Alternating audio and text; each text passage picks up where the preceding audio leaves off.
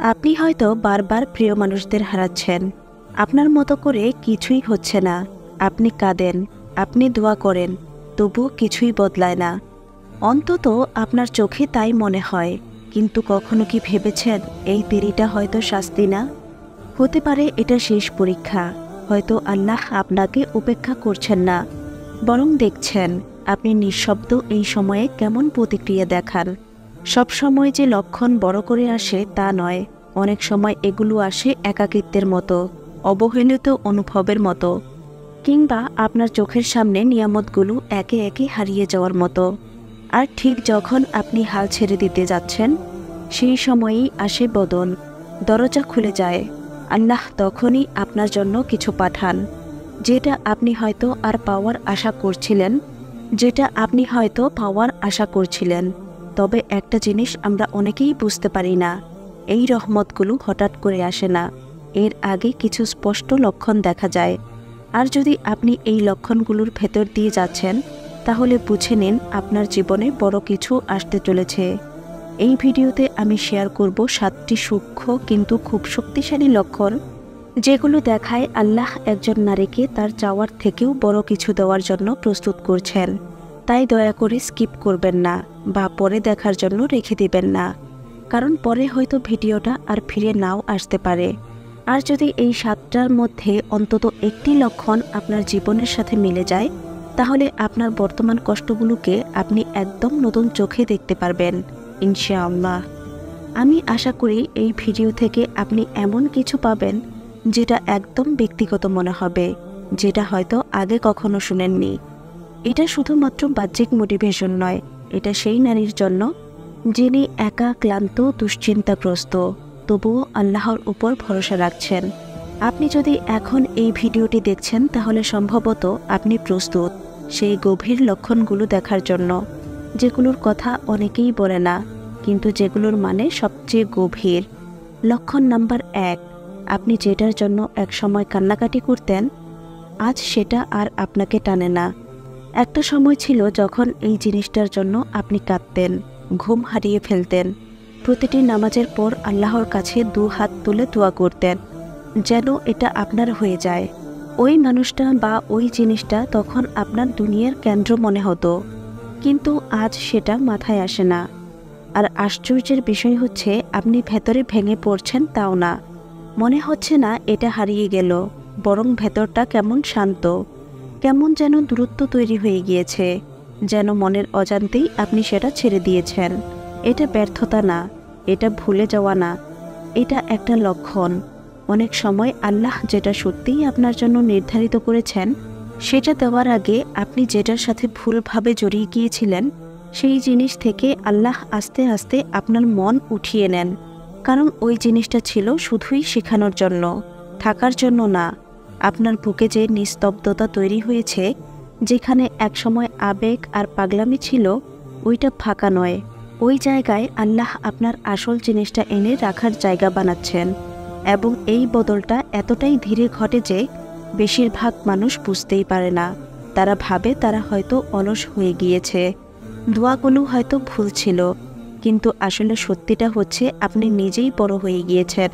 যেটাকে আপনি একসময় স্বপ্ন ভাবতেন, সেটা আপনি ছাড়িয়ে গেছেন। এবং এটি সবচেয়ে শক্তিশালী দিক। আল্লাহ যেটা আপনার জন্য নির্ধারিত করেছেন, সেটা দেওয়ার আগে তিনি আপনার মন থেকে ওই সব কিছু সরিয়ে দেন, যেগুলো আপনাকে ডিস্ট্রাক্টেড করতে রাখত।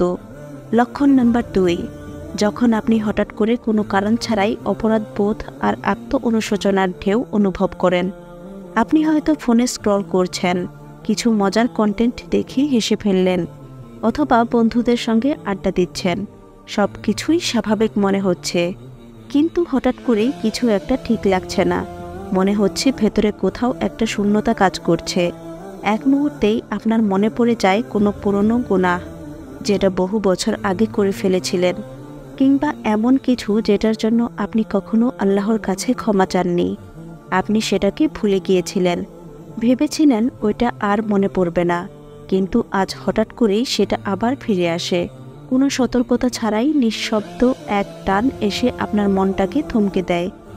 এটা দুর্বলতা নয়, এটা কোনো মানসিক অস্থিরতা নয়, এটা একটা সংকেত। আল্লাহ যখন আপনাকে বড় কিছু দেওয়ার প্রস্তুতি নেন, তখন তিনি প্রথমেই আপনার অন্তরটাকে পরিশুদ্ধ করতে শুরু করেন।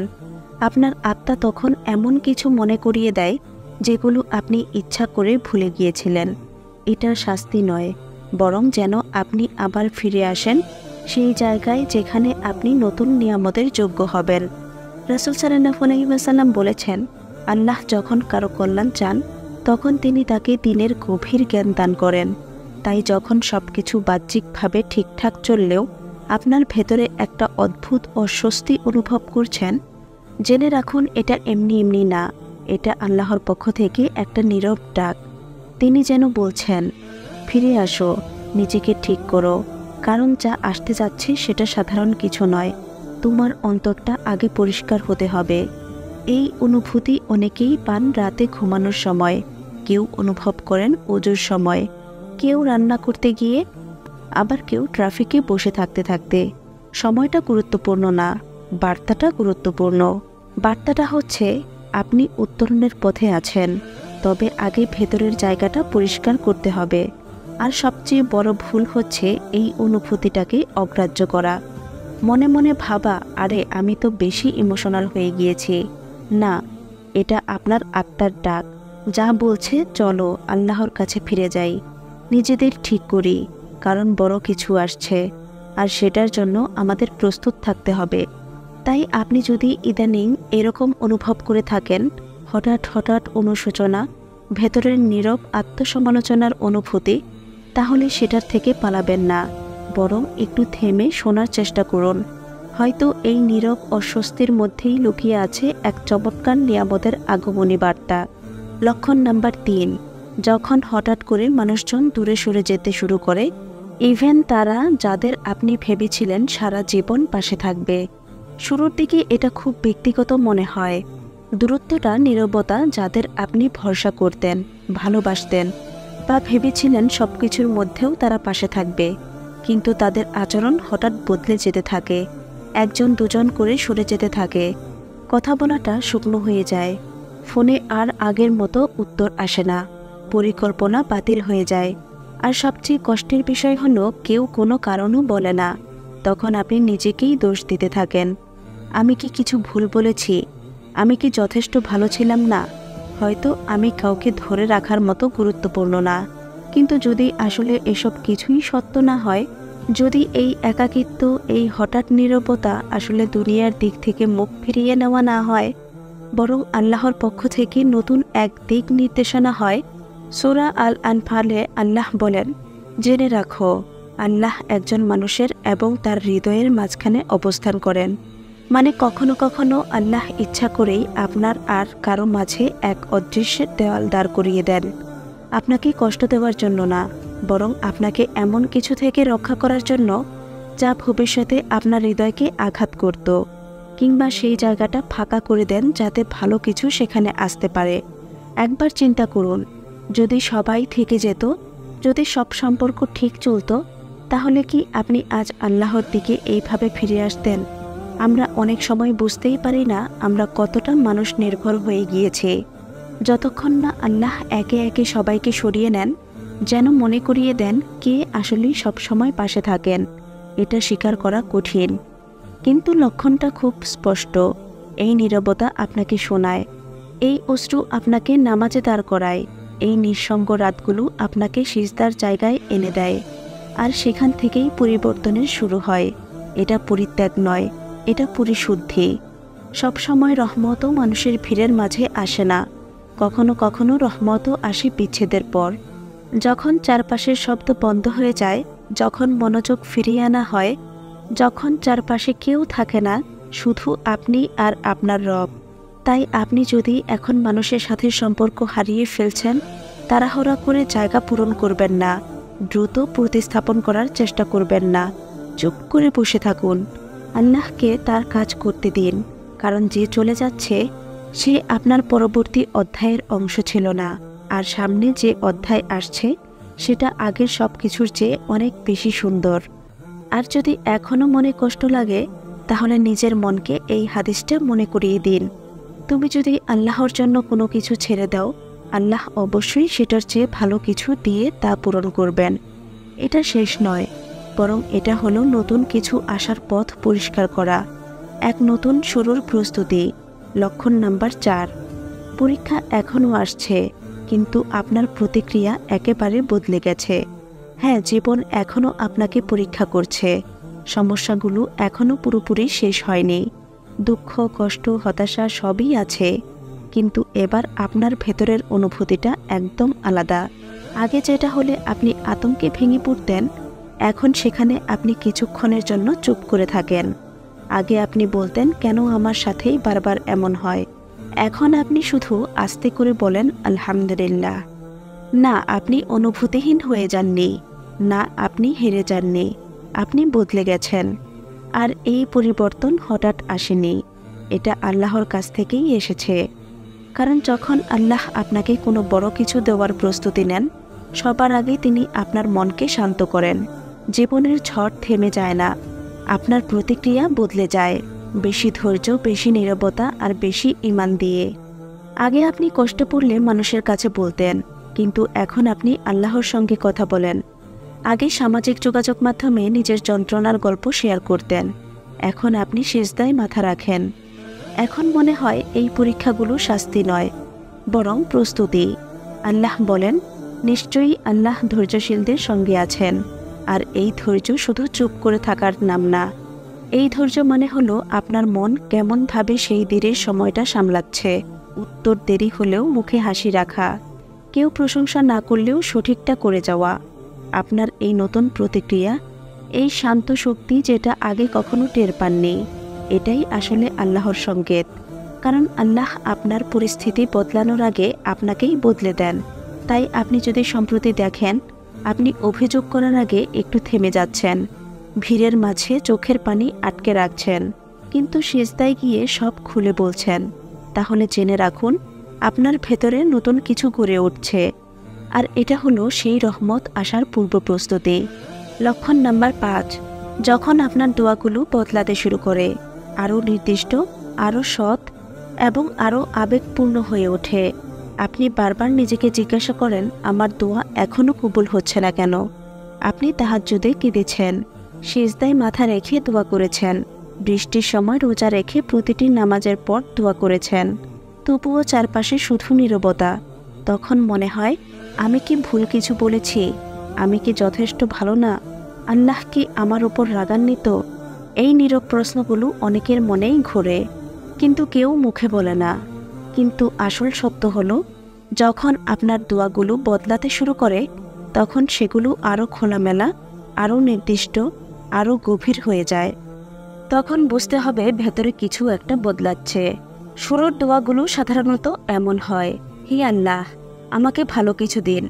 কিন্তু যখন আল্লাহ আপনাকে কোনো বড় কিছু দেওয়ার জন্য প্রস্তুত করতে থাকেন, তখন আপনি মুখে না, বরং বুকের ভেতর থেকে নির্দিষ্ট করে যাওয়া শুরু করেন, এবং সেটা অনেক সময় কষ্ট দেয়। আপনি তখন দোয়া করেন, হে আল্লাহ, আমাকে শান্তি দিন, হে আল্লাহ, আমাকে সত্যিকারের কিছু দিন। আপনি আর আগের মতো চকচকে জিনিসের পেছনে দৌড়ান না। এখন আপনি চান যেটা স্থির, যেটা পবিত্র, যেটা আল্লাহর পক্ষ থেকে আসা, শুধু শুধু নিজের কল্পনার ফল না। আল্লাহ কোরআনে বলেন, তোমরা আমাকে ডাকো, আমি তোমাদের উত্তর দেব। এটা তার ওয়াদা, কিন্তু নবী মুহাম্মদ সাল্লাল্লাহু আলাইহি ওয়াসাল্লাম আমাদের বুঝিয়ে দিয়েছেন, এই ওয়াদা সবসময় আমাদের প্রত্যাশা মতো পূর্ণ হয় না। তিনি বলেছেন, যদি কোনো মুসলমান দোয়া করে যেখানে কোনো গুনাহ বা আত্মীয়তার সম্পর্ক ছিন্ন করার কথা না থাকে, তাহলে আল্লাহ তাকে তিনটির যে কোনো একটি দেন। 1, দ্রুত দোয়া কবুল করে দেন। 2, আখিরাতের জন্য জমা রাখেন। 3, অথবা তার পরিবর্তে কোনো বিপদ দূর করে দেন। মানে আমাদের দোয়া কখনোই বৃথা যায় না। যখন আপনি কিছু চেয়ে পাচ্ছেন না, তখন হয়তো আল্লাহ আপনাকে আরও বড় কিছু থেকে বাঁচাচ্ছেন। হয়তো দোয়াটা এমন এক সময়ের জন্য রেখে দিচ্ছেন যখন আপনার সেটা সবচেয়ে বেশি প্রয়োজন হবে। আর এভাবেই আপনি আস্তে আস্তে বদলে যাচ্ছেন। যখন আপনার দোয়ায় এমন কথা চলে আসে, হে আল্লাহ, যদি এটা আমার জন্য ভালো হয় তাহলে দিন। হে আল্লাহ, যদি এটা আমার জন্য ভালো না হয় তাহলে আমাকে বাঁচিয়ে রাখুন। ইভেন যদি আমি সেটা চাই, তখন বুঝে নিন আপনি হাল ছাড়ছেন না। বরং আপনি পরিণত হচ্ছেন, আপনি আত্মসমর্পণ করছেন, আর আপনি গড়ে উঠছেন। এটাই দোয়ার পরিবর্তন, এটা আসলে আপনার আত্মার পরিবর্তন। এটা প্রমাণ করে আপনি এখন শুধু সহজ পথ চাইছেন না, আপনি চাইছেন এমন কিছু যা আখিরাতের জন্য ভালো। এবং এই পরিবর্তনই অনেক সময় আল্লাহর দরজা খুলে দেয়, যে দরজায় আপনি কখনো নক করেননি। তাই পরের বার আপনি যদি বলেন, আল্লাহ এখনও আমাকে দিলেন না কেন, তখন নিজেকে জিজ্ঞাসা করুন, আমার দোয়ার ধরন কি বদলেছে? কারণ আপনি হয়তো এখন যা চাইছেন সেটাই শুরু থেকেই চাওয়া উচিত ছিল। লক্ষণ নাম্বার 6, আপনি আগের যেসব জিনিসে আকৃষ্ট হতেন এখন আর সেগুলো আপনাকে মুগ্ধ করে না। একটা নিঃশব্দ পরিবর্তন ঘটে। যেসব জিনিস একসময় আপনাকে উত্তেজিত করত, এখন আর সেগুলো আপনি তেমনভাবে চান না। পার্টি, অকারণে স্ক্রল করে যাওয়া, ভালো লাগার নামে প্রশংসা খোঁজা, পারফেক্ট ছবি তুলে সেটাকে শো অফ করা, সাময়িক আনন্দ, সব কিছুই হঠাৎ ছোট ছোট লাগে। এমন মনে হয় এগুলো কোনো এক পুরনো আপনার অংশ ছিল, যে আপনি অজান্তেই ছাড়িয়ে গিয়েছেন। আসলে এমন না যে আপনি নিস্তেজ হয়ে গিয়েছেন, বরং আপনি ক্লান্ত এই ভান ধরে থাকা থেকে, যা আপনাকে মনে করাতো বিভ্রান্তি মানেই আনন্দ। আগে যেসব বন্ধুত্ব আপনাকে টানত, যেসব স্বীকৃতি আপনার ভালো লাগতো, যেসব স্বপ্ন আপনাকে তাড়িয়ে বেড়াতো, এখন সবই ভারী লাগে। পূর্ণতা নয়, আপনি আর কারো দৃষ্টি আকর্ষণ করতে চান না, আপনি আর বাহিরের কোলাহল খুঁজে বেড়ান না। এটা হতাশা না, এটা আত্মিক উন্নতি। কারণ আল্লাহ যখন আপনাকে পবিত্র কিছু দিতে চান, তখন আগে ধীরে ধীরে আপনাকে সব কিছু থেকে মুক্ত করেন, যেগুলো আপনার অন্তরকে অসার করে রেখেছিল। কোরআনের সূরা কাহফে আল্লাহ বলেন, তুমি ধৈর্য ধরে তাদের সাথে থাকো, যারা সকাল সন্ধ্যায় তাদের প্রতিপালককে আহ্বান করে, তার সন্তুষ্টি লাভের আশায়। তুমি দুনিয়ার চাকচিক্যের দিকে তাকিও না, আর তাদের অনুসরণ করো না, যাদের হৃদয়কে আমি আমার স্মরণ থেকে গাফেল করে দিয়েছি, যারা নিজের খেয়াল খুশি অনুসরণ করে চলে এবং যাদের অবস্থা ধ্বংসপ্রাপ্ত। এই আয়াত আপনার ভেতরের সেই পরিবর্তনকেই প্রতিফলিত করে, যখন আপনি উত্তেজনার বদলে নীরবতা বেছে নেন, অস্থিরতার বদলে গভীরতা চান। আপনার মন এখন খাঁটি জিনিস চায়, ইভেন যদি সেটা একাকিত্ব নিয়ে আসে। এবং আজকের দুনিয়ায় এটা খুবই বিরল, কারণ চারপাশে সব কিছু, বিজ্ঞাপন, সোশ্যাল মিডিয়া, প্রতিযোগিতা আপনাকে বলে আরও চাও, আরও পাও, আরও আলো এসো। আমাদের শেখানো হয়েছে এই দুনিয়ায় যদি আপনি জলজলে না হন তাহলে আপনি পিছিয়ে। কিন্তু আমরা ভুলে যাই এই দুনিয়ায় সফলতা কখনোই চূড়ান্ত গন্তব্য নয়, এটা একটা পরীক্ষা। আসল গন্তব্য হচ্ছে আখিরাত। আয়াতে আল্লাহ স্পষ্ট করে বলেছেন, তাদের বাইরে চোখ দিও না, এই দুনিয়ার ঝলক দেখে আকৃষ্ট হয়েও না। তাই যখন আপনার মন ধীরে ধীরে সেই সব জিনিস থেকে সরে আসতে শুরু করে যেগুলো একসময় আপনাকে আকৃষ্ট করত, যখন আপনি আর অন্যকে মুগ্ধ করতে আগ্রহী নন, যখন আপনি এমন জীবন পছন্দ করেন যা আপনার মূল্যবোধের সাথে মেলে, তখন বুঝে নিন আপনাকে নীরবে উদ্দেশ্যমূলকভাবে অনন্তকালের দিকে পরিচালিত করা হচ্ছে, চুপি চুপি কিন্তু সঠিকভাবে একটি চিরস্থায়ী জীবনের দিকে। হ্যাঁ, এর অনেক কষ্ট আছে। আপনি দেখবেন অন্যরা দৌড়াচ্ছে সেই জিনিসের পেছনে যা আপনি পেছনে ফেলে এসেছেন।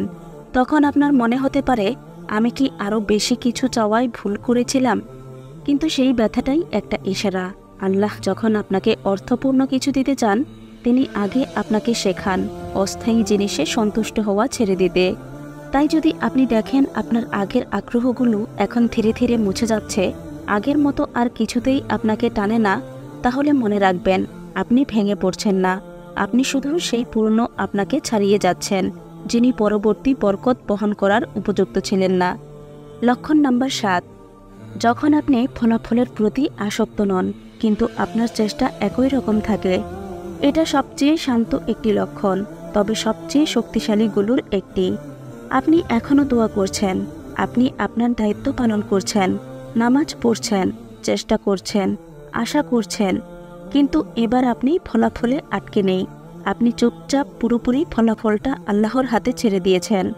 এর মানে এই না যে আপনি আর পরোয়া করেন না, বরং আপনি এমন এক পর্যায়ে পৌঁছেছেন যেখানে আপনি বিশ্বাস করতে শিখেছেন, যদি এটা আমার জন্য নির্ধারিত হয় তাহলে এটা আমাকে খুঁজে নেবে, আর যদি না হয় তাহলে নিশ্চয়ই আল্লাহ আমার জন্য আরও ভালো কিছু প্রস্তুত করছেন।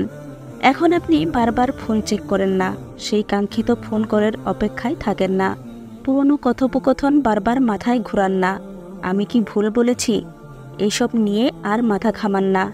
আপনার পরিকল্পনা ঠিকমতো না চললেও আপনি ভেঙে পড়েন না, কারণ এখন আপনি আপনার চেষ্টা থেকে আল্লাহর পরিকল্পনার ওপর আস্থা স্থাপন করতে শিখেছেন। এই স্তরে পৌঁছানো সহজ না, এটা আসে ভেঙে পড়ার পর, বারবার আশা ভাঙার পর, যখন আপনি উপলব্ধি করেন যে কোনো কিছুকে খুব শক্ত করে ধরে রাখা কেবল আপনাকে আরও ভেঙে দেয়। রাসূলুল্লাহ সাল্লাল্লাহু আলাইহি ওয়াসাল্লাম বলেছেন, যদি তুমি আল্লাহকে স্মরণ করো তবে তাকে তুমি তোমার সামনে পাবে। তুমি যখন সুখে থাকবে তখন আল্লাহকে চেনো, তাহলে কষ্টে পড়লে তিনি তোমাকে চিনবেন। জেনে রাখো, যা তোমার ভাগ্যে ছিল না তা কখনোই তোমার কাছে আসতো না, আর যা তোমার ভাগ্যে ছিল তা কখনোই তোমার হাতছাড়া হতো না। এই হাদিসটা এরকম যেন মনের নমরের মতো। যখন আপনি সত্যিই এই কথা বিশ্বাস করতে শিখবেন তখন আপনার নিঃশ্বাস বদলে যাবে, মন শান্ত হবে, হৃদয় থেকে সব রকমের জেদ ও জোর করে কিছু পাওয়ার মানসিকতা উঠে যাবে, আর তখনই জীবনের দৃষ্টিভঙ্গি বদলে যেতে শুরু করবে।